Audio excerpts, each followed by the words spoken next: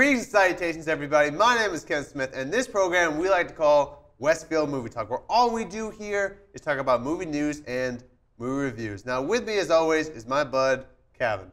Thank you for having me back. I'm so glad to be a part of this wonderful show. Nice. All right. Before we get into the first piece of news, I just want to say, I want to give a shout out to my hometown of Danvers. When I first started the show, I didn't really know what it was going to be. It was really just for fun. And I uploaded this video on 2 YouTube channels, mine and Westfield's. And altogether, the views were up to 150 in 1 week. And that was just so unexpected. I know the majority of them were from the people of Danvers. And I just want to say thank you guys so much. You guys have always been awesome. I always knew I grew up around people who were just always so loving and supporting and just the greatest people. I tell you, it really is not difficult to find good people in my hometown. I am truly proud to grow up where I did. And I also want to give a little shout out, relax. I want to give a specific shout out to my mom, my dad, Jay and Nicole, who were always so supportive. They would text me like every day. And I also want to give a shout out to Drew and Josh Salvo, Matt and Dan Rizzo, and Joe Jones, who they're kind of the reasons why I started this. Because as a freshman, it's hard not being around your high school friends. It's hard. Every day that goes by, you miss them and all that. And like with each day going by, it's difficult not seeing them and all that. So I thought this kind of show would be a great way to communicate with the people that I don't get to see anymore. So it's a nice little thing I came up with. And also I love talking about movies. So yeah, that's all I got to say, guys. So all in all, thank you guys so much. That was beautiful. And you killed it. Okay. On to the show. Yes, now it's time to do the show. First piece of news. Zack Snyder, the director of Justice League, has officially announced that shooting will begin in April of this year. I'm sorry.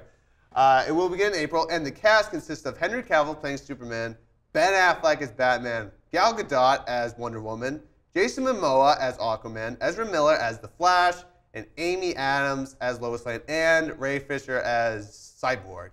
Now, Kevin, what did you think about this? It's the same cast. I mean, the first movie hasn't come out yet, so I don't know how well it'll go. But I mean, it's good that they have the cast they do. It seems like a talented cast. Yeah, it's like we've got to see. We haven't seen Dawn of Justice yet. That's the thing. And there's been a lot of mixed reviews. For at least I've heard about Dawn of Justice. Yeah. Hasn't even come out yet. Well, skepticism from that's different. Yeah. That's different. They have reviews. Yeah, there's this guy who's very close with Warner Brothers and stuff like that. He said that Warner Brothers is worried about this movie not making its money back, but it is. It's going to make its money back. It doesn't matter. I don't know. It's too big. It's almost too big to fail, in my opinion. Like the cast is so diverse. Like, come on. It doesn't. It's not like Aquaman and The Flash are going to play a big role in this film. It's really just going to be Batman, Superman, and Wonder Woman. Yeah. That's it. But Aquaman looks awesome. Aquaman, I swear Jason to God, Momoa looks so sick. He is going to be, like, obviously Batman's going to be the fan favorite badass, but he is going to be the surprise badass that everyone's like, oh my God, who is this guy? Can we throw up a picture of what he looks like just in case there are people? Yeah, let's throw up a picture. And then put it next to Mermaid Man. Mermaid Man? Yes, because that's how everyone pictures Aquaman. No, everyone pictures Aquaman as like the version they see in Family Guy, because Family Guy loves making fun of Aquaman. Well, can you blame them? No, they shouldn't, because it's also if you don't know the comics. No, you don't. But trust me, like Aquaman is an amazing character. Yes, he is. He really is. And if you really think about it, he controls the sea. Mm-hmm. Like, you know how much water there is in the world? Yeah. That's all. No, I don't know either. That's all him. A few gallons, give or take. Yeah, I know. A couple buckets full. But it's all his, and he can talk to fish and all that. People forget the other things where he has like bulletproof skin. Yeah. Because of the pressure and really his strength. It's really his costume, though. I think people are, because it's really. He looks so cool. No, not Jason Momoa as like the stereotypical looking Aquaman. Like it's not very. He looks like Mermaid Man. He looks like a fish, which is not very. But like Zack Snyder, he reimagined this character and with Jason Momoa, and he's really out to say, "Yo, Aquaman is a badass." Like, deal with it. Yeah, I mean, what was it? The Mountain? Was that who he played in Game of Thrones? Oh, I never saw Game of Thrones. Oh, well, yeah. Jason Momoa played the Mountain in Game of Thrones, and he was scary. Wait, no, take that back. He didn't play the Mountain. I'm sorry. He played Khal Drogo. Okay, cool. That was, I almost made a huge slip up there. He's a cool guy too. Like I see him in interviews too. He's always that guy that's like cracking wisecracks and stuff. And he's huge. He's a big guy, and he's I believe he grew up in Hawaii. I believe. Momoa, like I believe clearly, that's Hawaiian. So yeah, clearly he's a swimmer. He's a swimmer. He's a swimmer. But I don't know. But like, first we gotta see Dawn of Justice before we think anything. But this doesn't surprise me at all. Well, yeah, obviously they're gonna throw out the sequel. There's been so much hype around it. It's not really a sequel. What? Justice League? Well, no, I mean the sequel to Justice League. Well, to this one, what we just talked about. What we just talked about? The new movie. We're talking about Aquaman for like 10 minutes. Yeah, well, I don't know. Do you think he get his own individual movie? He is. He is? Yep. Cool. After Justice League, we're getting. Are you getting individual movies for everyone though? God, that's a bit much. Depends who you're thinking of. Like so was it Flash, Wonder Woman, yep. Aquaman, Cyborg, Green Lantern. Cyborg is getting a solo in like 2020. Why? I don't know, but we're gonna be used to that character by then. Because they gotta make money and they gotta have their own universe. Well, that's the biggest problem my friends have, is that the thing that Marvel did is they took like their time with individual movies. It was like two Iron Mans, Thor. They could. And they didn't have anyone like saying like, DC? "Yo, where's this universe? Why aren't you making this universe yet?" No, but with DC, they could see all these movies like Iron Man, Avengers coming out, and like everyone's like talking about Warner Brothers. Like, "Yo, when are you gonna get your shit together?" If they were, I don't know. Well, they could still introduce, because all they had was one Superman movie that went okay in the box office. No, that was the 5th highest grossing movie of that year. So I think that did really good for itself. Well, then not by numbers, but I guess by review. Because I saw it and everyone was like, I liked it. I like the character. And like, I don't know. Their incarnation of Superman. I liked him. It was fine. But he didn't talk much, but but there's a reason why he doesn't talk much. Because you gotta think, like, this guy is trying to hide it. He doesn't want to stand out. He's an alien. If people notice him, that's not good. So he had to be like... So he cleverly disguises himself with glasses and hair gel. That's different. No, but he had to be very independent. He couldn't stand out, so he didn't talk much. He just wanted to blend in. So that's why he didn't really say much, because that's how he grew up. No, I get that. I'm just saying that for one movie to be the basis for a whole universe, iffy. Well, you mean Dawn of Justice? Yeah. Well, like... Because they're literally just like, they're rushing him. Being like, oh, and here this person is, and another one, and another one. That's because they know people are ready for it. Well... And, dude, Jason, I guarantee, Aquaman, he's going to have one scene. Flash, I guarantee you won't even see him. Ha. Yeah, exactly. Nice. It doesn't matter. And I don't know what the hell Cyborg. They might tie in Cyborg. Just an idea that I would do is that he gets injured through the Superman thing. Yeah, that would make a lot of sense. That'd be cool. Yeah, because what's the guy? I forget it. But it's still, I think, if you really think about it too, how they're setting it up, it actually is pretty genius in my opinion. Some people think it's rushed, but yeah, you start off with Superman, and it's like, okay, let's see if people actually want a DC universe. And with the box office, people did. The reviews were mixed, but there were people that liked the movie. I liked it. Some people thought it was like, it's okay. And then Dawn of Justice, that introduces your heroes. Then Suicide Squad, that introduces your villains. And then you get your team-up movie, and then you get your solos after that. I think that's genius. Some people think that's rushed, but I think that's genius. It is rushed. In a way, sure, but we still haven't seen Dawn of Justice, so we don't know if they're actually just rushing it. True. I don't want them to follow the same way as Marvel. I don't want them to do solo, then team, solo. A couple. We got 3.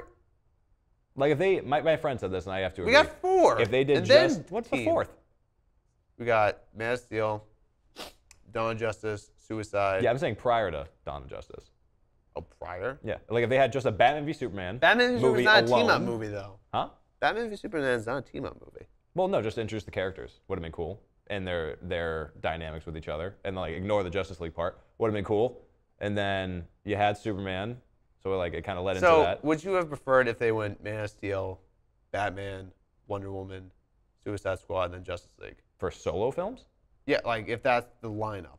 I would have like Man of Steel, Batman v Superman. Cause I like how they tie together. Like just so you like the movie. lineup they're doing, like of and movies. Then you didn't have to. You didn't have to introduce Wonder Woman. That she could have came in at like hinted at the end of Batman v Superman, and then Suicide Squad, and then Justice League. No, I disagree with that because Wonder Woman is getting her own solo movie, so And she deserves it one. Yeah, but she has to stand out. We're not just Wonder Woman movie is coming before Justice League, so they really have to show the audience that this is a character that that deserves her own solo film, and they want to make sure people want to go see it. And so she needs to play a big role in the movie. Well, yeah.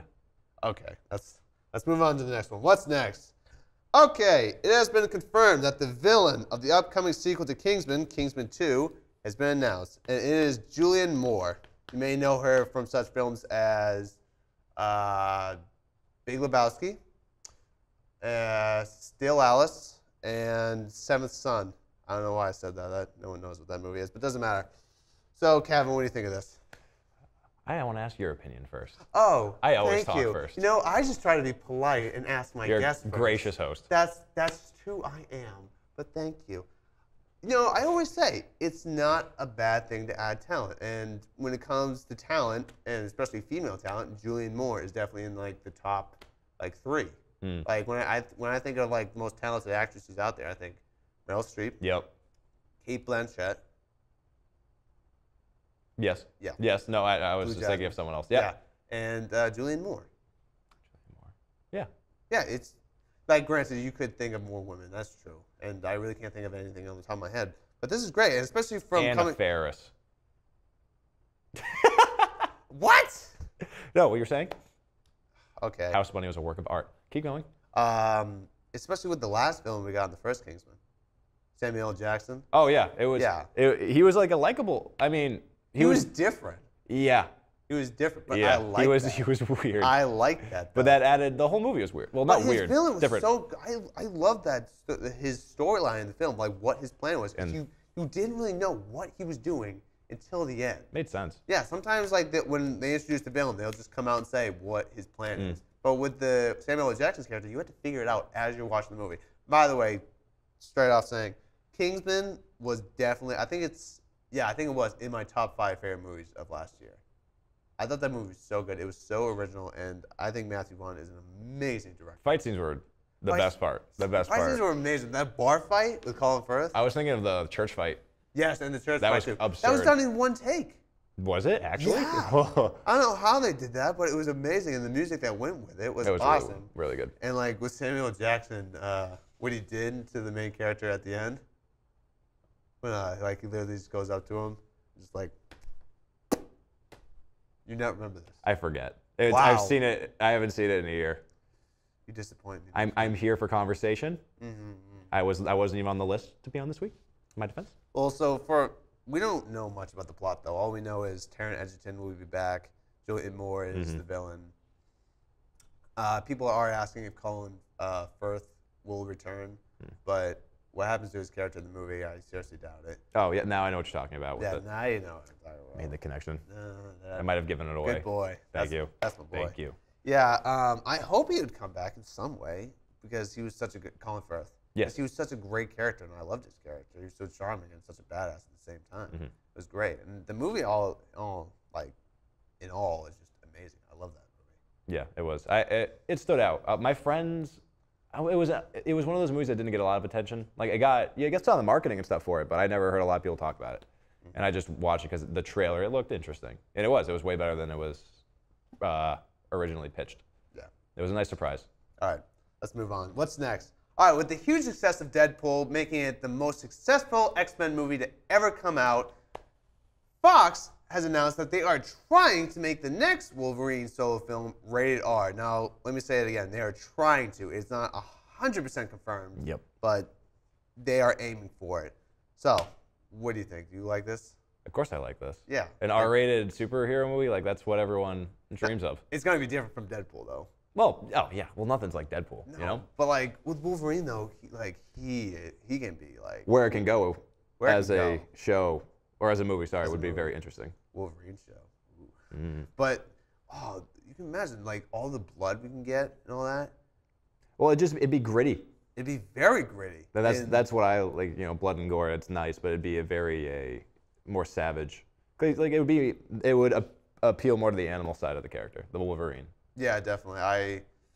I would love to hear Wolverine swear like a lot more. Like he does swear in the movies. He does drop the F-bomb every now and then, but still though, I just think when it comes to rated R comic book movies, Wolverine is one of them that definitely could go really well. You think they can make that transition though? Because they develop such a more tame character. They'd have to throw in a real tough conflict to make him go from this like more not reserved, but more dialed back character. Well, yeah, it's Hugh Jackman's last Wolverine like movie, so you already know it's going to be a little bit more difficult, like than usual. Like they're probably going to go for the Old Man Logan storyline, which I don't really know much about, but what I've heard, it sounds pretty awesome.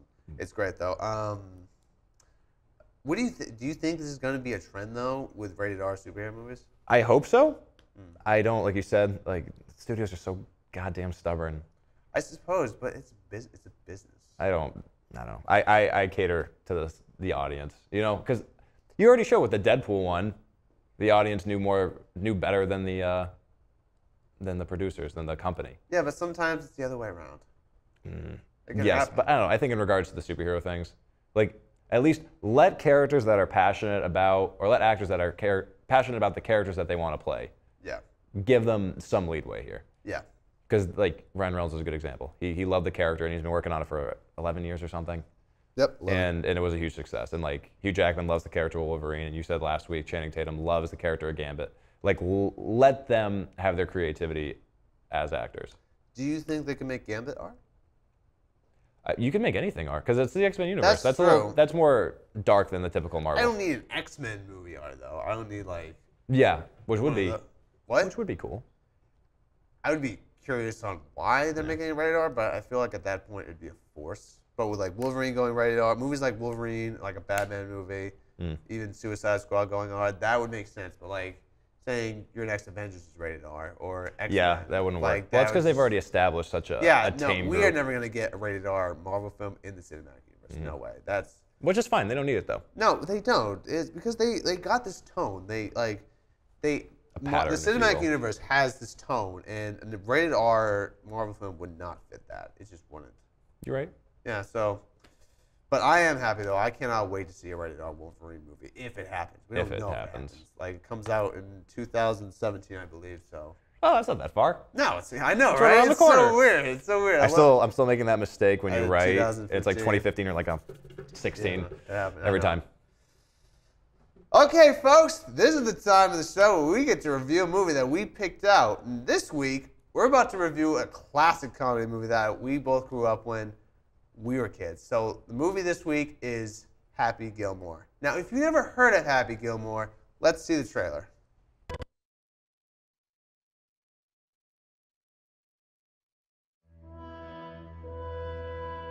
For 400 years, golf has been a gentleman's game. A game of tradition, etiquette, and above all, sportsmanship. Until now. Y'all ready for this? Meet Happy Gilmore. He was a hockey player. That's my puck, baby! Don't you ever touch my puck! Who was skating on thin ice. But when his grandma needed his help... Mrs. Gilmore owes the IRS $270,000. We're gonna have to sell the house to someone else. But she's an old lady. I mean, look at her. She's old. He discovered a new talent. The house is like 400 yards away. That's unbelievable. Now he's going from the rinks... Step right up, folks. See if you can outdrive the amazing golf ball whacker guy. ...to the links. Hey, where you going with those clubs, punk? I'm your caddy. He's gonna be on the tour. That's super. He's got the swing. He's got the drive. He shoots, he scores! He's got the balls. Oh, God, that hurt a little, but I'm all right. Quite a large and economically diverse crowd here at the Invitational. I guess it's the new tour sensation, Happy Gilmore. Hey, if I saw myself in clothes like those, I'd have to kick my own ass. And while he's trying to keep Granny out of the rest home... I'm telling you, this place is perfect. You're gonna make friends in no time. Get me out of here! He's driving the game of golf. Why didn't you just go home? That's your home. Are you too good for your home? Answer me. Straight into the ground. Damn you people, this is golf. I'm Bob Barker. Looks like you and I are going to be playing together today. This guy sucks. All right, let's go. Universal Pictures presents Adam Sandler The price is wrong, Bob. as golf's missing link, Happy Gilmore.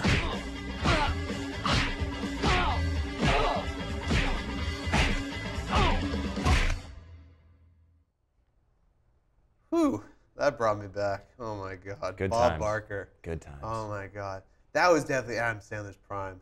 Oh yeah, that was the golden age of Adam Sandler. It was that, Billy Madison, The Waterboy, and The Wedding Singer. Yep. I think those were like back to back. Oh my God, but that movie, that was like Pre-Jack and Jill Adam Sandler. yes. That was like oh God, that was like 20 years like before. But this was like I believe this was coming off when he went off of Saturday Night Live, and after this movie, people were just like really looking at it as like, wow, this guy actually could be something really big. Yep. And they were right. They were right. Adam Sandler was, but he did a lot of great movies. Nowadays, he's a bit of a sellout. Like I used to love Adam Sandler a lot. I still like him as a person. He's As still a wicked person, cool. Yeah, he's still cool, and like obviously he's a great guy because he brings all his friends into movies and stuff. He has like 20 friends he has to put in like in Rob movie. Schneider. Yeah, Rob Schneider, David Spade, Kevin James. I'm sure Chris Farley would be in there too. Yeah, but this movie is definitely in my top 5. One of the most funniest.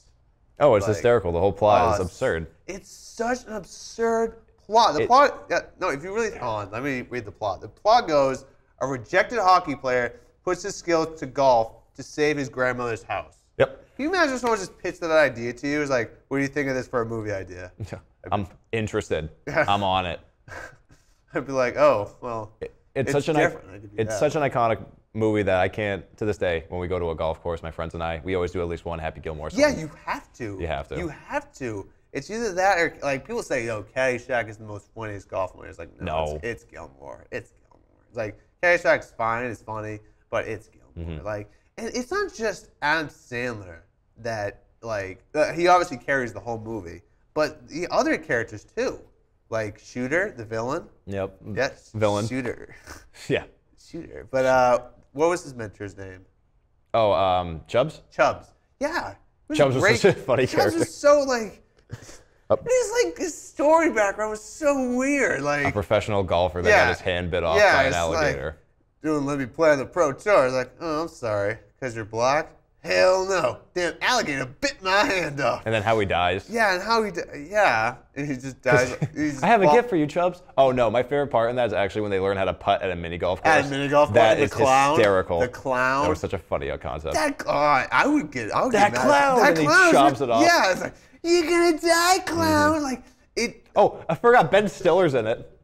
That's right. Yeah, Ben Stiller's in it too. He plays his grandmother's what are they called? It's like a nursing home. Yeah, when she's in the nursing home, he's like the assistant. keeper. No, he's I think he's like the boss, and like he's like running like a sweatshop. Yeah, to like make that. was it like hand knitted? Yeah, it was like hand things. knitted, and like Ben Stiller and Adam Sandler, if I believe right, they never worked together again. If I'm really thinking about it, I don't think I've ever seen them in a film. Off the top of my head, I can't think of anything. I can't think of anything either. And if we just think about it, the rest of the show is going to be dead silence.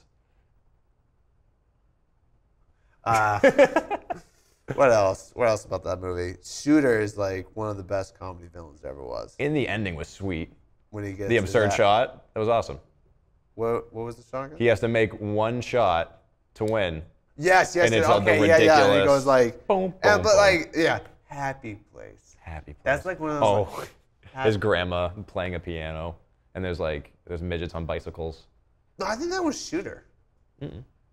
I don't know why. That was Happy's Happy Place. I know, but when it was in his happy place, when I watched that movie, I feel like when like the midget would be on his like little bicycle, I feel like that was like Happy imagining Shooter as like a little like boy or something. I don't know why, but like for some reason that midget like looked like Shooter to me when I first saw it. I have no idea why. He just did. I was like, oh, that's Shooter as like a kid or something. He's making him look like an idiot or something. I thought he just liked midgets because he's. Yeah, no, he's a character. Both ways are fine. Like both ways are funny. Like it's so great. What else? Oh, Bob Barker. Bob Barker, one of the most one of the quotable greatest cameos in any movie. Yep. Bob Barker. Showed her in the trailer. Price is wrong, showed her in the Bobby. trailer. So, yeah, kicks his ass. Like, I would love to hear that pitch meeting. He's like, so Bob, we got this golf movie that wants you to be in. He's like, oh, great. What am I doing? You're kicking Adam Sandler's ass. Perfect. Just pitching the whole idea. Perfect. So a hockey player enters a golf tournament to save his grandma's house. Okay, go on. Bob Barker beats up the main character. Interesting. They get sponsored by Subway. Okay. And there's a midget on a bicycle. Sign me up. Let's do this. This is Oscar gold right here. Oh, my God. This is going to sweep this year. It's going to sweep. I know it's going to be a hit. It's going to win Best Picture this year. Are you kidding me with that plot? What else? Oh, one of my favorite scenes. I always cry in this scene because I thought it was so funny. Is when he actually is playing golf for the first time. Like when he's like he goes outside and like the moving men. You know, you saw in the trailer. Oh yeah, when he hits it at the house, way down the road. road. Like he hits it at the house. It hits like a window. And then he hits the ball again, and like the owner comes like, "You guys gonna take that?" And it hits him. It hits the old lady. Yeah, and then she falls. Yeah, then he goes again. He hits the ball again, and then the wife like just looks out the window. Ball just hits her in the head. She just rolls off the roof. And I'm like, oh my God! It was like, oh, it gets me going because like you don't see stuff like that anymore. Like, True. Like it looks so real. It looked like that lady actually fell off the roof. It was just. She funny. probably did too. 90s slapstick. Yeah, like nowadays, like comedies are having like visual effects and stuff like that. Yeah, there's no slapstick anymore. It's mostly puns, wordplay, or just I don't know. It's like ridiculous characters. That's really what it is. Yeah, sometimes that can work though. Yeah. Like, there were some puns in like Step Brothers and stuff like that. Yeah, that's more so ridiculous characters. Was there slapstick? I mean, they hit each other with a shovel. Yeah, they do. Like in the huge, but there was like a huge fight scene in Step Brothers. Though. But it doesn't matter. Like.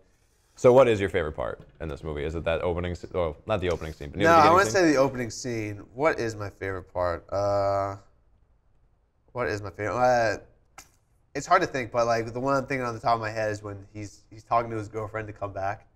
When she leaves the apartment, he's like talking to the speaker. The Chinese girl. He's like talking all sexual in the speaker, and like then he starts singing, and the door opens. And he thinks it's his girlfriend, and he's like, no, it's some like middle-aged Chinese woman or something like that. Oh, that's just good stuff right there. That's so funny. All right, what do you think? My favorite part? I think it's funny right at the beginning when he gets rejected from the hockey tryouts for like the umpteenth time. For and then he's been trying out for 10 years. Yeah, and then he immediately goes into the what was it, the automatic batting cages? Yes, oh my God, thank you. And he starts training. That's my favorite scene. Okay, thank you. I completely forgot. Even though that was in the trailer, I just completely forgot about that. To toughen up, and he just starts getting pelted. Like, he like walks in, and the kid, I think that was in it before, he's like, yo, mister, you need a helmet. Don't worry about it. Yep. He's just tough enough. He just takes them one by one. He's like, oh, yeah, bring that shit on. Oh, my God. It's like, great scene. What are you doing? 365 more days until hockey tryouts. I got to toughen up. Yeah. Oh, my God. And they've disregarded the fact that he can't even ice skate. Yeah, he can't even skate. That part made no sense to me. He's been skating for like over 10 years, and he doesn't know. Oh, he can't stop. That's it. He can't stop. I know, but still, it's great though. So what would you give it as a rating? If I would rate this movie, I would give Happy Gilmore an 8.5 out of 10. Fair. Yeah. I'd give it 5 Bob Barker punches. Damn. Straight. Out of 7 Subway subs. Wow, that's gonna be weird to edit. That's gonna be a weird edit right there. Well, that's our review for Happy Gilmore. Comment to us on the bottom. See what your reviews are. We want to see. We want to hear. In movies, you want us to review. That'd be a good idea. What? In movies, they'd want us to review. In movies? Yeah, a movie they'd want us to review. Oh, right. That's a good one. Yeah. If you have a movie that you want us to review, put it down in the comment section. Also, if you have any questions about movies for us, just send them on in. And we'll answer. Just put it right down in the comment section, and hopefully we'll answer it on the show. Well, that's all the time we have this week. I want to thank my guest, Kevin. Thank you for having me. I want to thank my crew for putting together such an awesome show this week. And, as always, you stay classy. We'll see you next week.